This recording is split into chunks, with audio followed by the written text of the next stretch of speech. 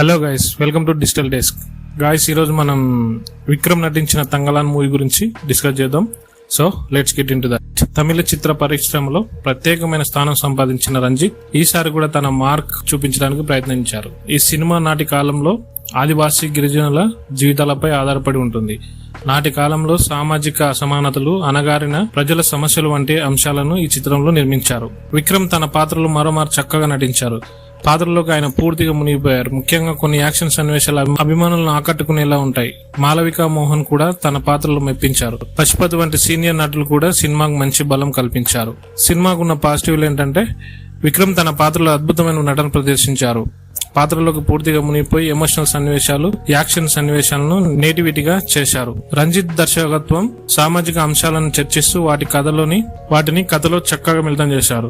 సామాజిక అసమానతలు, అణగారిన ప్రజల సమస్యలు వంటి అంశాలను పకడ్బందీగా చూపించారు. సినిమా విజువల్స్ అద్భుతంగా ఉన్నాయి. ఆర్ట్ డైరెక్షన్, సెట్స్, సినిమాటోగ్రఫీ అన్ని కూడా గొప్పగా ఉన్నాయి. సినిమా ఎస్టాబ్లిష్మెంట్, కాలం, ప్రదేశం అన్ని ప్రేక్షకులను ఆకట్టుకునేలా ఉంటాయి. జీవి ప్రకాష్ కుమార్ సంగీతం సినిమాకు బలం. నేపథ్య సంగీతం, పాటలు కథలోని భావాలను బాగా పంచాయి. ఇందులో నెగిటివ్లు చూస్తే కొన్ని చోట్ల కథ నెమ్మదిగా సాగుతుంది. ప్రత్యేకంగా కొన్ని సన్నివేశాలు ప్రేక్షకులకు కొంత బోరింగ్ గా అనిపించవచ్చు.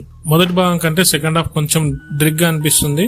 కథలోని ఇబ్బందులు, క్లైమాక్స్ కొంచెం ప్రెడిక్టబుల్ గా ఉంటాయి. సపోర్టింగ్ క్యారెక్టర్లు కొంచెం బలహీనంగా ఉంటాయి. ముఖ్యంగా కొన్ని పాత్రల డెవలప్మెంట్ లో లోపాలు ఉన్నాయి. వాటి కోసం మరింత ఫోకస్ పెట్టి ఉండాల్సింది. సినిమాలో చాలా సామాజిక అంశాలను చర్చించినప్పటికీ కమర్షియల్ ఎలిమెంట్స్ కొంత కొరతగా అనిపిస్తాయి. వీటికి పర్వాలేదు అనిపించుకోవచ్చు, కానీ ప్రేక్షకులు కొన్ని సీన్స్ కి ఎక్కువగా కరెక్ట్ కాకపోవచ్చు.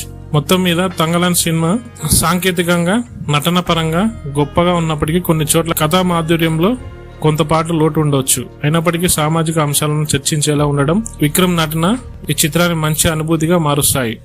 సో ఇది ఫ్రెండ్స్ సినిమా రివ్యూ. నచ్చినట్లయితే లైక్ చేసి కామెంట్ చేయండి. Thanks for watching.